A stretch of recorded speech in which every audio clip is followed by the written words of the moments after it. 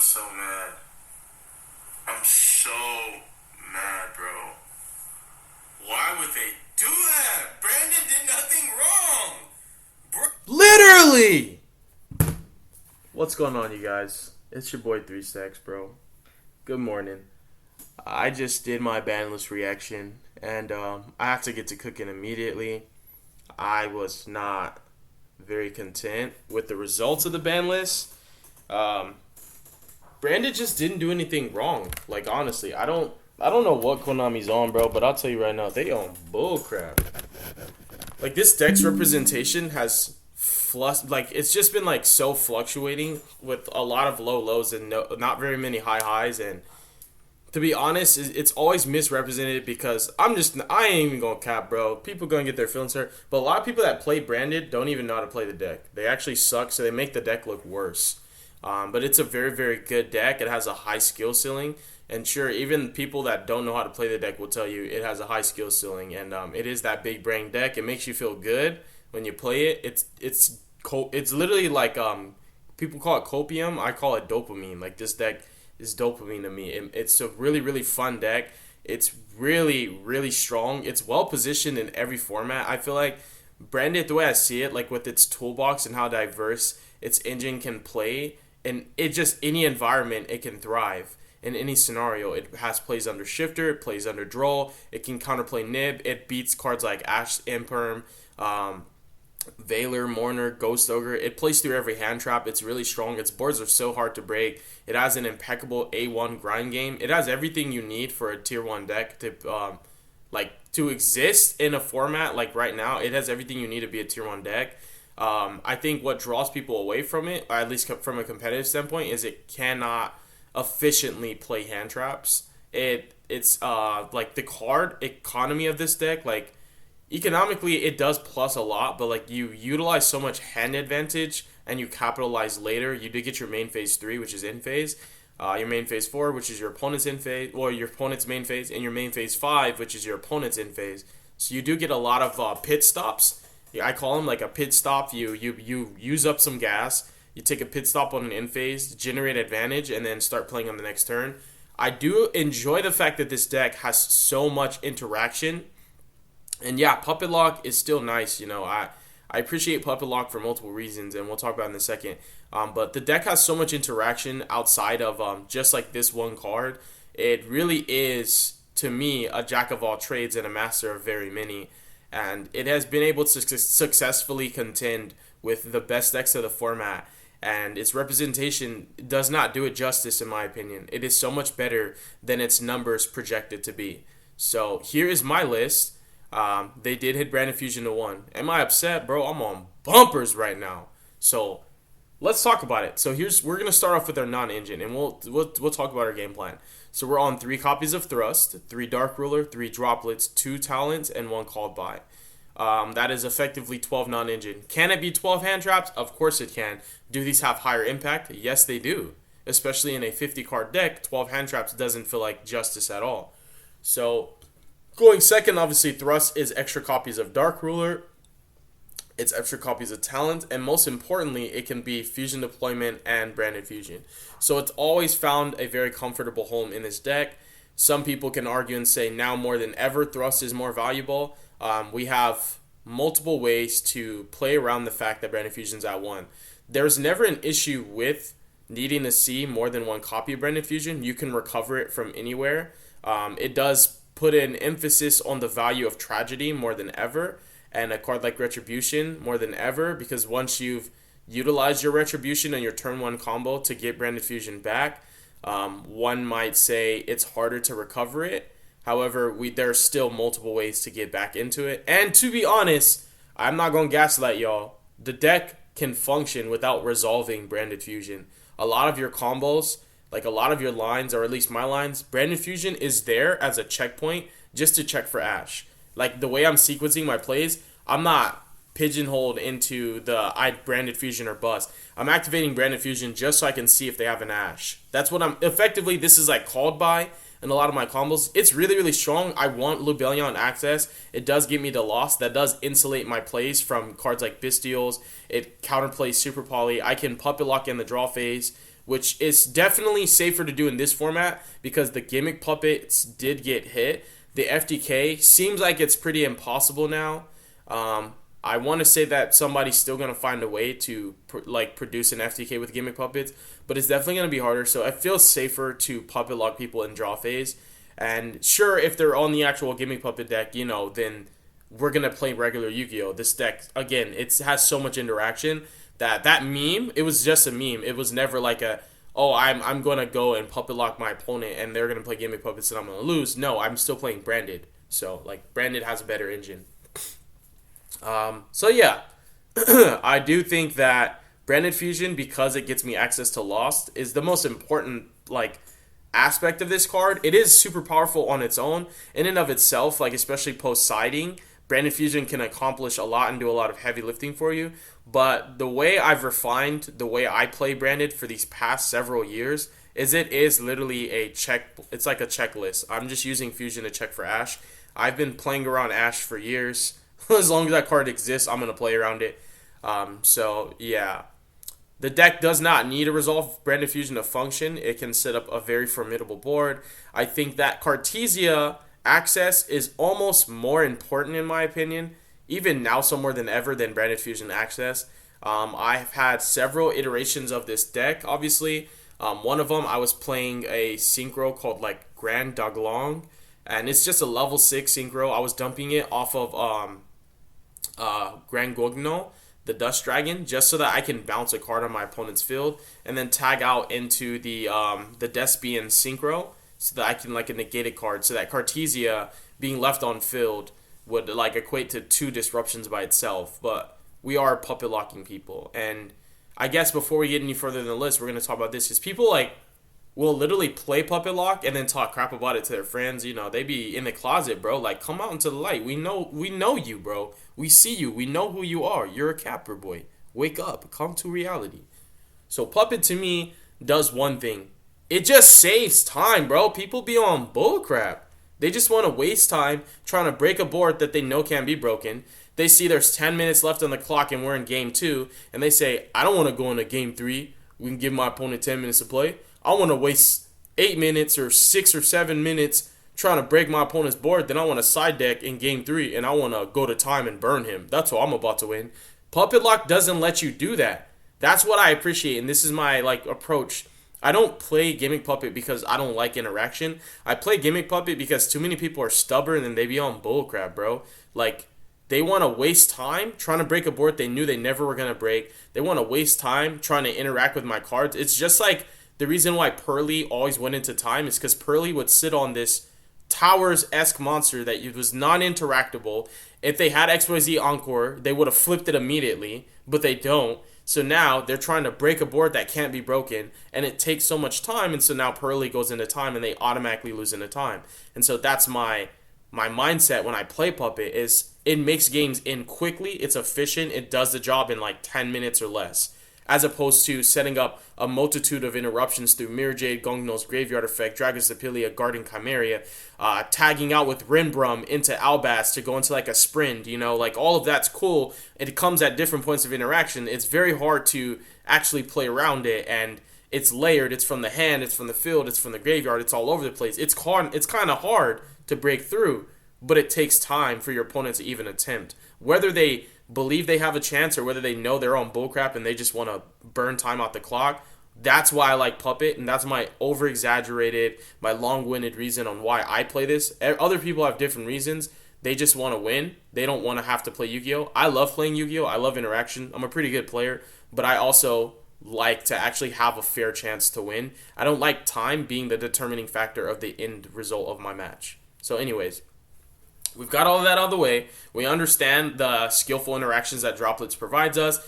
Playing Droplets going second obviously enables us to dodge targeting effects while being able to neutralize, not Appaloosa anymore, but being able to neutralize any threats that our opponent has. Currently, right now, the ban list is too new for me to see exactly what Snake Eye wants to do. Do I think people are going to play Snake Eye still? Undoubtedly, I want to say yes. Do I think the deck's kind of goofy now? Yes, it was always a goofy deck, but people want to win. And obviously, talents and call by are also like Branded Fusion. They're just there to check for Ash. the low impact hand traps will always come first. So hand traps like Veilers and Mourners that actually do play into talent will definitely turn on my talents. So when I get my Branded Fusion like access, I can just talents check for Ash, rip the Ash because they Veiler, for example, my Cartesia or my Aliber, and then I can just activate Branded Fusion free, free real estate. Now for starters, we're on 3 Aliber, 3 Cartesia. Cartesia is a better normal summon than Aliber. Believe it or not, I know a lot of people won't agree with me, but she is. She can eat 1 Veiler and then play on your opponent's turn, and you can still puppet lock in most scenarios. Including through Ash. I've puppet locked through Ash, Veiler, and Nibiru. I've puppet locked through Droll and Veiler. I've puppet locked through Ash. I've puppet locked through a multitude of hand traps. I think the highest hand trap count was definitely 4. It was Ghost Ogre, Double Imperm, and Nibiru. But that was easy because, none of them were Ash. I think when Branded Fusion resolves, you automatically or should be beating 2 hand traps as long as you know what you're doing. We're on 3 Albion. Albion is incredible. It's a very, very standalone card. The card's kind of a house. I really like it right now. Yes, it does equate into a lot of economics. It does essentially turn into a +2 in my opinion. The draw plus the value of the card that you're sending does matter. A lot of the times I am using this to dump Albaz. When I play Branded, I'm always playing 2 turns ahead. And I'm always setting myself up for my opponent's turn as well. So, of course, my inboard is going to be pretty impregnable. But also at the same time, I have my contingency. I have my plan B, which is if all else fails, I'm going to Hail Mary with Branded in red and Branded loss and my Cartesia interaction if I can't puppet lock them. And I'm still sitting on Mirror Jade for days. You feel me? And then I've got 3 Fusion Deployment, 3 Opening. Well, I love that this deck plays 6 E-Tellies. I just freaking love it. And then I'm on 2 Branded High Spirits. This card can debatably be at 3. I have not found a scenario where I have hands playing this deck for years and years. I have not really found myself in a scenario in a long while, where I have hands that lose to only 1 hand trap. So this deck definitely is resilient in my opinion. It plays through so much, it doesn't even make sense. You guys would just be so surprised. It just doesn't really always feel real. Like, the amount of interaction that Brandon can play through whenever I pilot it, at least, it just feels super unfair. But also at the same time, the deck just feels fair in my opinion. High Spirits is just a really, really high ceiling card. It automatically is going to play through Branded Fusion play through Astral Branding Fusion while getting you access to Branded Fusion if you want to. Sometimes I grab Mercurier off of this just to insulate me from the Nibiru. Because I know, for example, my Branded Fusion is going to get ashed, which means I'm having trouble getting access to Branded Loss, so my access to Mercurier is a lot more stifled and limited in that aspect, but this definitely helps me to grab it, because I do respect Nib in more ways than one. I know I'm always going to be able to get Quim through my Gungno, but when I've already accessed Quim in my turn 1 sequencing, it makes this card's value in the terms of playing through Nibiru diminish a lot more. So that's where I like another reason why High Spirits can be very, very, very strong. You don't have to add off the second part. You can just reveal and discard. Like, you can literally, for example, reveal an Albion and then just go ahead and send yourself a copy of Albion. It's funny, Albion for Albion.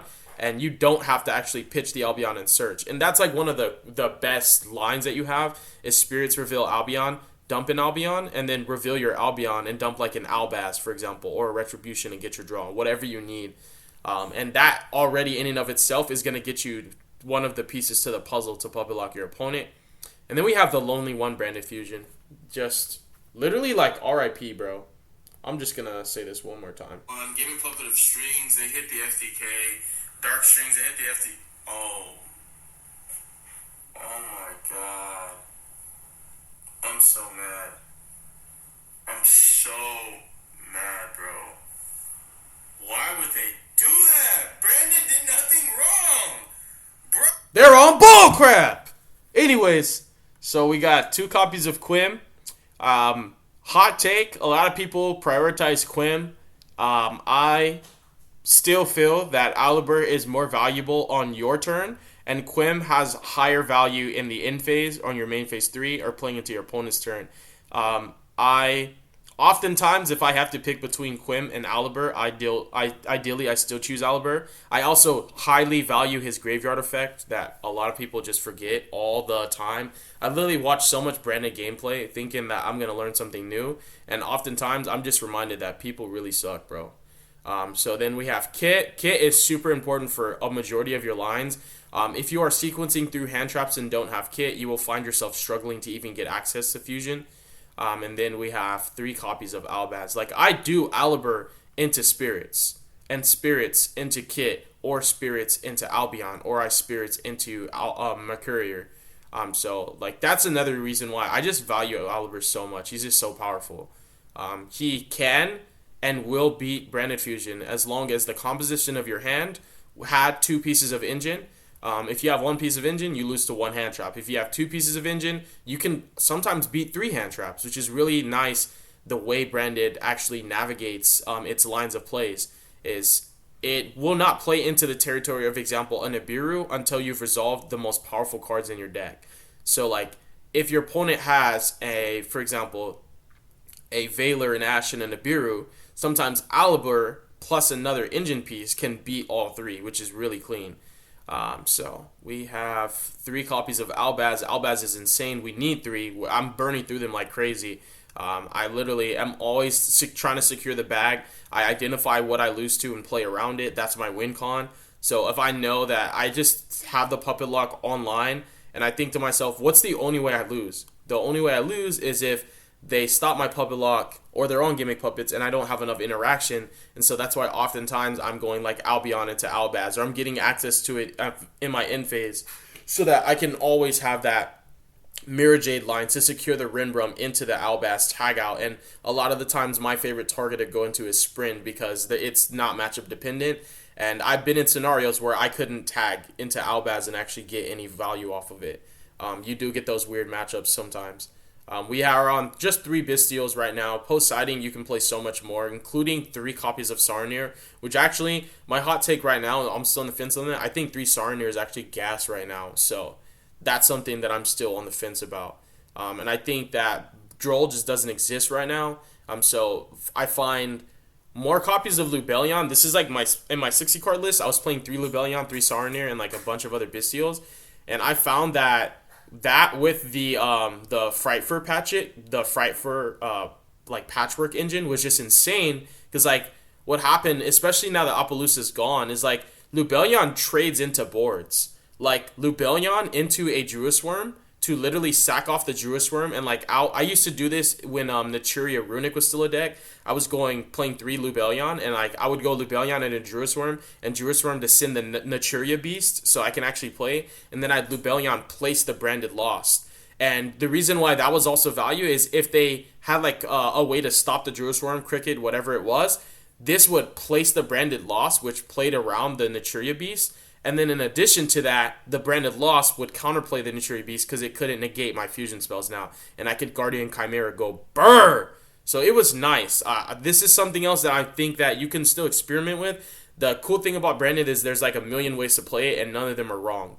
And then we have Double Merc. I'm still on Double Merc. I know that it's super easy to play 1. The resource management is more predicated to recycling Branded Fusion now, so I think it is important to have the second Merc, because the advantage that you would use to get it now, you are more focused on like sustainability now more than ever. You do want to be able to resolve Branded Fusion on the crackback, not because you need it to play, because you're always going to have gas in the tank.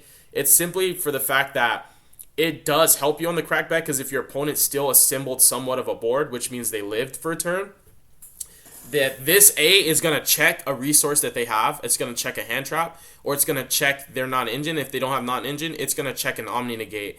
And with Branded Loss, it's going to destroy the Omni Negate. So, yeah. I'm on Double Red. The same mindset I've had for a long time. People are on 1 red. I was on 1 red and 1 Branded Banishment.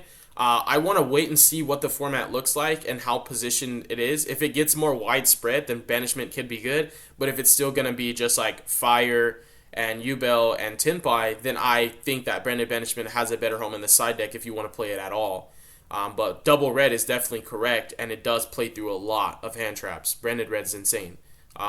You can really telegraph a lot with this deck because if you know where your choke points are, you know where your opponent will hand trap if they actually know how to, like, if they understand this matchup. So because of that, you can telegraph lines of plays before they even get thrown at you because you know where it is correct to hand trap your deck. The choke points are super obvious once you've played this deck long enough, and that's why Branded in red is still always going to secure the bag for you as long as your opponent hand traps you correctly.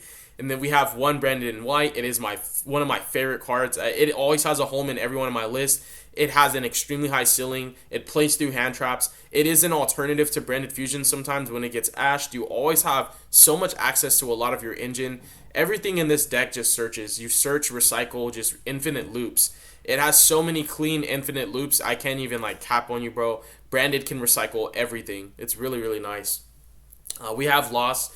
This card, my other hot take is Branded Lost at 3 is insane as well.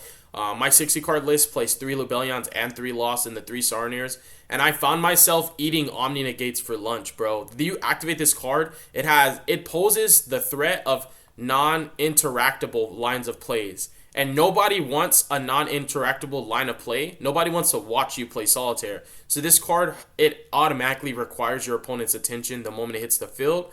So because of that, it is always a going second card. Even if you can't really play that well and your hand's not that gas, the fact that the first card you activated was Branded Lost already says you can play to your opponent, and they will literally IP in the SP just to banish this card. And like Opulus is banned, so I feel like Lubellion resolves way more. Droll doesn't exist, so I feel like Lubellion also is not that threatening. I mean, it's not that much of a risk to use your Lubellion. And like, again, I'm very on the fence because I don't know. I think my 60 card list, I'll show you guys that one too, but I think my 60 card list might be better this format. This one definitely is more refined and well-rounded, and it has better testing and results. So that's why I'm showing my 50 card list. The one Tragedy, the one Puppet, the one Fusion Dupe. This is mainly just for Thrust. I am on Sword right now. So this is, in my opinion, like a kind of like a mandatory card right now. It has great real estate in the deck. It offers a variety of recovery options, and I feel very strongly about Sword. When I wasn't playing it, it was because I felt like it was just like, A, too much of a brick. B, I felt like my engine was strong enough and I had enough engine. But also, it's like another alternative that I've been exploring even before Branded Fusion got hit to 1. But I feel like now more than ever that it has a really strong home. It hasn't really seen play since Branded was playing like Allure of Darkness, and that was the 40 card original list from years ago.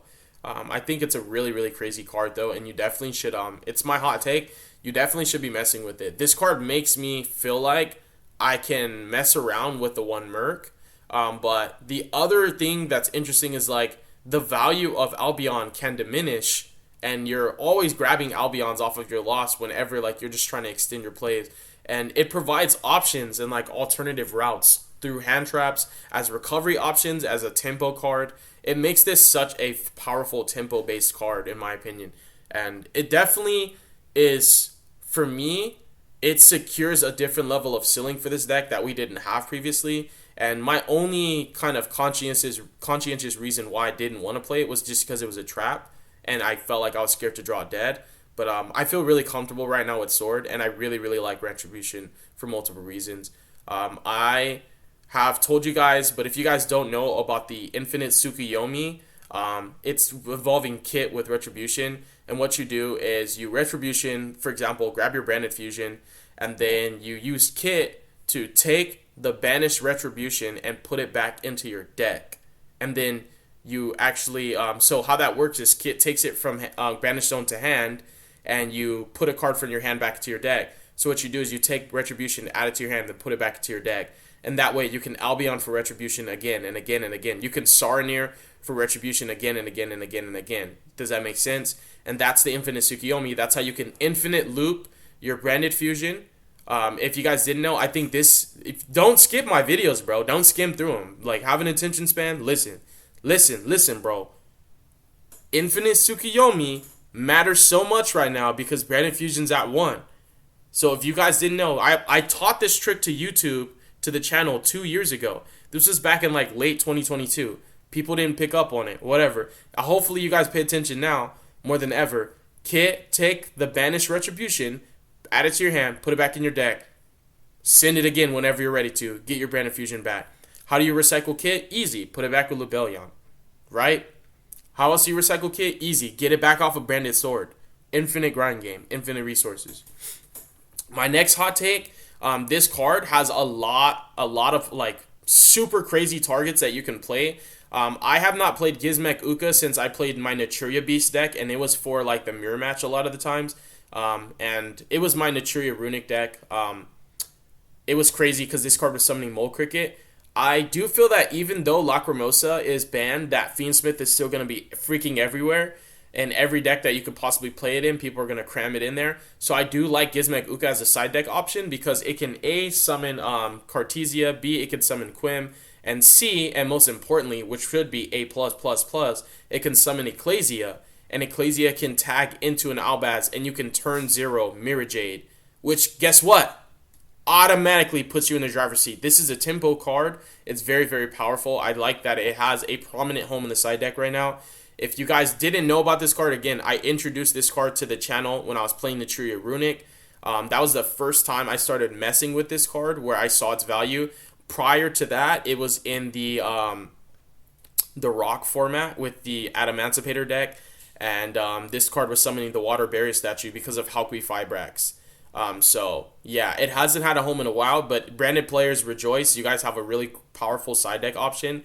I thought about this card immediately, like, I mean, this was already in my side deck before the ban list, but I thought about this card immediately when the Fiendsmith cards came out, and I felt that it was really, really powerful. However, I think it's even better now because Apollousa is banned, because I did struggle with resolving this card in the Fire matchup. Like, when they would finally get into the Fiendsmith cards, sometimes they had Apollousa up, and they just felt like this card was useless. It didn't feel that great. So, now that Apollousa is banned, I think this card's even more powerful. Yeah, you guys need to play this in your side deck if you're playing Brandon. Anyways, we're on 2 Albion, 1 Alba Lenitus. This card is imperative, in my opinion. It has just such a focal point. It was always able to checkmate Dragon Links, but Bystials are kind of everywhere right now. It's super prominent. It's another alternative option to dump. It does help you to clean boards up. Setting Albaz is still a thing. It's really strong, you guys. And Sanctifier didn't get touched, although we thought it did. I would much rather have one Branded Fusion and still be able to play and keep my Sanctifier than lose Sanctifier and Branded Fusion be at 3. I don't Sanctifier to Puppet Lock all the time. I like the fact that Sanctifier lets me play anybody's deck. This card reminds me of Sky Striker's, not Widow Anchor, of Shark Cannon. I was using this card to take Baron de Fleur before Baron got banned.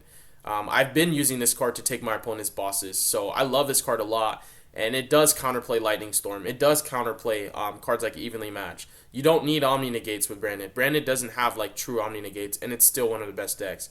We have Cordis, we have Rinbrum. I don't often summon it, but I have found myself summoning it playing into Apollousa boards. I'm not going cap, bro. Card is nice. I do feel like I underuse its effect on field and overuse its effect in grave. This is just so good. It makes Mirror Jade just so powerful, bro. We have Lubellion. We have double Mirror Jade. Sprind is here so that it's Albaz interactions not matchup dependent. We have Titaniclad. We have Dracosipilia, Guardian Chimera, and double Dust Dragon. These are the only fusions that I play at 2 right now, and they are, in my opinion, the most important ones. Arguably the best ones. You can win games with these just by themselves. These facilitate engine as well, while the rest feel like better options depending on the scenario that you're in. So thank you guys so much for watching this video. Hopefully at the end of this video, if you skimmed and you didn't have an attention span, you go back and relook all the details. There's a lot of good nuggets that can help you to play this deck better and more efficiently. This is not just a deck profile. This is also an analysis that can really help you if you are struggling with playing Branded. I'm kind of one of the GOATs with this deck, so you can learn a lot from me, and you can learn a lot from my boy Pack as well. Shout outs to him. Thank you guys so much for watching. God bless you guys. Make beautiful choices. Be safe.